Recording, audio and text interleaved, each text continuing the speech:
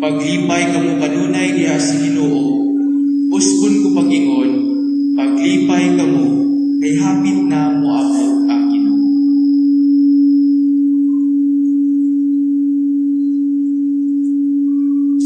Maigsoon kita nagadigom sa ngalan sa Mahal ug sa Anak ug sa Espiritu Santo.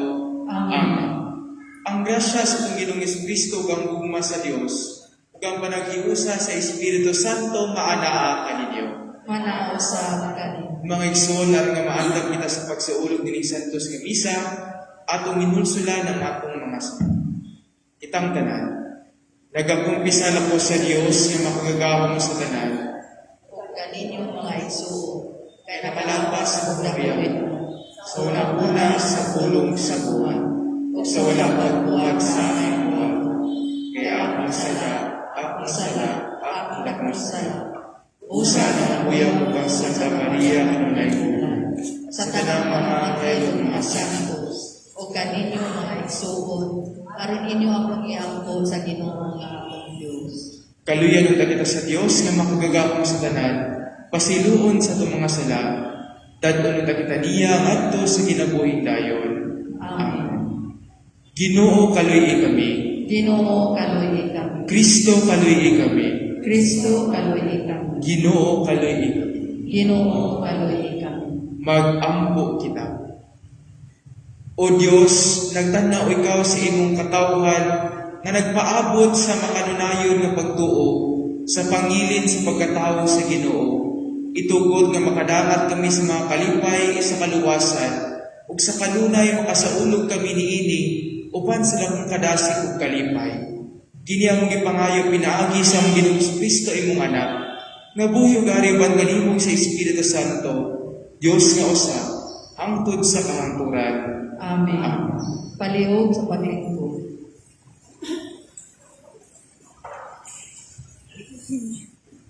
Moabot ang Diyos diha sa inyong paliwala. Atubangan sa katawhan, ilibutan sa kaaway. Si Propeta Sifania miingon, pasayloon kamo sa Diyos, ug ihatag niya kaninyo ang kalipay. Magpuyo siya kaninyo, ug bag-ohon kamo niya, pinagi sa iyang gugma. Atong paminawon ang unang pagbasa. Kinutlo gikan sa basangon ni Propeta Sophonias. Awit og kusog o katawhan sa Sion, singgit o Israel, pagmaya o paglipay pag-ayo o Jerusalem. Dili na kamo silutan sa Ginoo, giabog na niya ang inyong mga kaaway. Ang hari sa Israel, ang Ginoo, anaa sa inyong taliwala. Busa ayaw na kamo kahadlok sa dautan. Niadtong adlawa, ingnon unya ang Jerusalem. Ayaw kahadlok o Sion. Ayaw pakawadid kusog ang imong mga kamot. Ang Ginoo ang inyong Dios anaa uban kaninyo. Ang iyang gahom muhatag kaninyo kadaugan.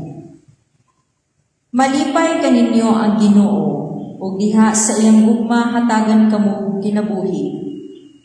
Muawit siya ug magmalipayon tungod kaninyo sama sa buhaton sa adlaw sa pangiling. Miingon ang Ginoo, kuhaon ko ang katalagman gikan kaninyo, aron dili na kamo bugal-bugalan tungod niini. Ang pulong sa Ginoo. Salamat sa Diyos. Singgit kamo sa kalipay ug kasadya, kay taliwala kaninyo anaa ang dako ug santos sa Israel. Singgit kamo sa kalipay ug kasadya, kay sa taliwala kaninyo, anaa ang dako ug santos sa Israel. Ang Dios tinuod gayud nga magluluwas nako. Masaligon ako ug wala ako'y kahadlok. Ang Ginoo mao ang akong kusog ug ang akong kaisog. Ug siya mao ang akong manluluwas. Madgawos kamo nga malipayon gikan sa tuburan sa kaluwasan. Singgit kamo sa kalipay ug kasadya, kaysa taliwala kaninyo, ana ang dako ug ang santo sa Israel. Pasalamatin ninyo ang Ginoo. Isangyaw ang iyang ngalan. Ipahibalo ang iyang mga buhat diha sa kanasuran. Isangyaw sa kahadlangdon ang iyang ngalan. Singgit kamo sa kalipay ug kasadya kaysa taliwala kaninyo ana dako ug santo sa Israel. Awitin pagdayeg ang Ginoo tungod sa iyang mahimayaong mga buhat. Ipahibalo kini ngadto sa tibuok kalibutan. Singgit sa kalipay o syudad sa Sion, kay dako diha sa imong kinataliwad-an, anaa ang santos sa Israel. Singgit kamo sa kalipay ug kasadya kaysa taliwala kaninyo ana dako ug santo sa Israel. Paglipay kamo kay duol na ang Ginoo, matud ni Pablo. Ang mga Kristiyanos kinahanglan kanunay malipayo, ang ilang kalipay kinahanglan manakod, kay ang Ginoo kanunay tuod kanila. Atong paminawon ang ikaduhang pagbasa. Kinutlo gikan sa sulat ni San Pablo ngadto sa taga Filipos.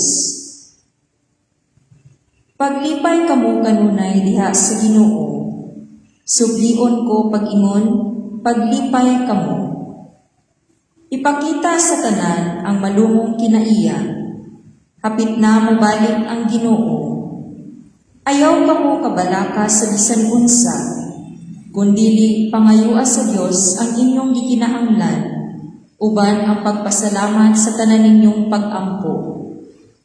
Ug ang kalinaw sa Dios nga dili mutugkad sa tawo, manalipod sa inyong kasing-kasing ug hunahuna sa inyong pagkahiusa kang Kristo Jesus. Ang pulong sa Ginoo. Salamat sa Diyos.